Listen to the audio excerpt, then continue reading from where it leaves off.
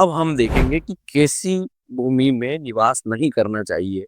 तो नदी के कटाव यानी बाढ़ क्षेत्र वाले यानी नदी के कैचमेंट एरिया में निवास हेतु वास्तु नहीं करना चाहिए। इसके अलावा बड़े-बड़े विशाल पत्थरों वाली भूमि में, पर्वत के समीप अथवा पर्वत के क्षेत्र पर जो गड्ढों तथा दरार वाली भूमि हो, टेढ़ी-मेढ़ी भूमि हो, सूर्य चक्र के आकार की हो, लकड़ी जैसे आकारों की हो, देखने में कुरूप या विकृत दिखती हो, महाघोर वायु पीड़ित यानी उस जगह तेज हवा चलती हो, जो भूमि वामी युक्त यानी दीमक युक्त हो, किसी देवता के चबूतरे अथवा देवालय के समीप हो, शमशान के नजदीक या कब्रिस्तान के नजदीक हो, एकदम चौराहे पर महावृक्ष के समीप हो, जहाँ शासकीय उच्चाधिकारी मंत्री आदि रहते हो, जो मुख्य मार्ग से बहुत दूर हो, जहाँ अनेकों गड्ढे हो, ऐसी भूमि पर निवास नहीं करना चाहिए। अब चौराहों की भूमि व्यापारिक प्रतिष्ठानों के लिए तो उपयुक्त रहती है, परंतु रहने के लिए उचित नहीं मानी जाती, क्योंकि शोर शराबे के कारण निवास से नींद में खलल और पढ़ाई में व्यवधान होता है। अब देखेंगे भूमि के लक्षण और फल। सूप, बिल्ली, लाठी जैसे आकार की भूमि पुत्रों को पीड़ा देती है। मूसल के आकार की भूमि मूसल के समान लठ गंवार पुत्रों को जन्म देती है और वंश के लिए घातक होती है। घोर भूमि यानी भयानक लगने वाली भूमि भय उत्पन्न करती है। जहाँ प्रचंड वायु चलती हो, उस भूमि में आवास करने से वायु पीड़ा बनी रहती है। जिस भूमि में रीछ भालू रहते हों, वह भूमि पशुओं का नाश करती है। विकट यानी उबड़-खाबड़ भूमि विकट पुत्रों को उत्पन्न करती है।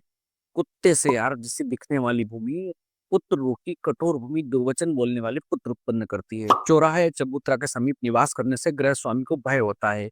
पामी यानी दीमक लगी हुई भूमि वास्तु के लिए हानिकारक होती है। सियार की मांद के समीप निवास करने से निश्चित ही मृत्यु को प्राप्त होते हैं।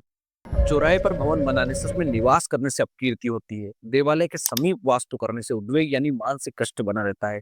सचिव आदि यानी उच्च अधिकारी मंत्री के समीप वास्तु करने से धन हानि होती है। गड्ढे में घर बनाने से प्रचंड विपत्ति आती है। जिस भूमि में बहुत से गड्ढे रहते हैं वहाँ पेयजल का संकट रहता है। कछुए के आकार की भूमि में वास्तु करने से धन की हानि होती है। जिस भूमि में गड्ढा खोदने पर अथवा हल जोतने पर भस्म, अंगार, हड्डियां, भूसी, केश, कोयला आदि निकले, भूमि अशुभ होने से त्याग देना चाहिए। यदि भूमि से लकड़ी निकले तो अग्नि का भय होता है।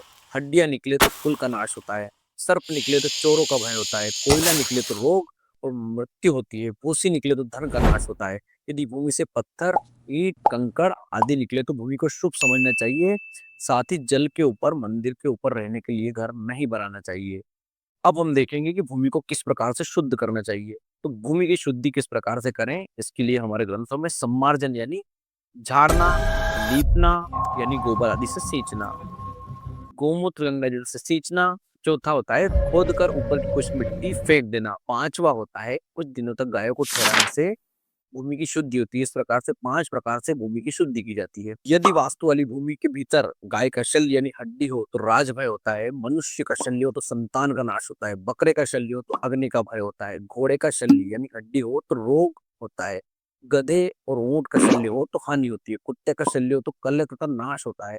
यदि भूमि में से एक पुरुष के नाप पे यानी 6 फीट के नीचे शल्य हो, उसका कोई दोष नहीं लगता। इसलिए यदि संपूर्ण भूखंड की मिट्टी को एक पुरुष खोदकर यानी 6 फीट खोदकर दूसरी नई मिट्टी छानकर भर दी जाए तो भूमि मकान बनाने के लिए श्रेष्ठ होती है।